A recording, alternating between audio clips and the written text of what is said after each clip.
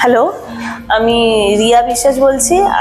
আমি জিমে মানে গত 5 মাস ধরে আসছি। আমি যে এক্সারসাইজ করতাম আর এক্সারসাইজ ছাড়ার পর মানে আমি 1.5 মাস হচ্ছে গ্যাপ গেছে, আসতে পারিনি।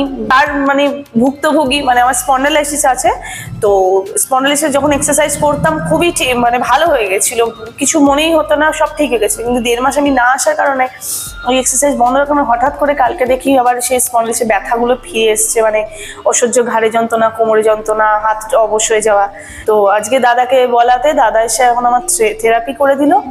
আর থেরাপিগুলো করার পর এখন মানে সত্যি মনে হচ্ছে শরীরটা এত হালকা হয়ে গেছে, খুব ভালো লাগছে। মানে যে পেনগুলো হচ্ছিল, যে হাতটাই আমার রাইট সাইডে যে হ্যান্ডটা ধরেছিল সেটা পুরো যে ছেড়ে গেছে, মানে ইজি হয়ে গেছে। মানে আমি হাতটা ওঠাতেই পারছিলাম না, সেই জায়গা দাঁড়িয়ে খুব মানে ভালো লাগছে, এখন রিল্যাক্স লাগছে।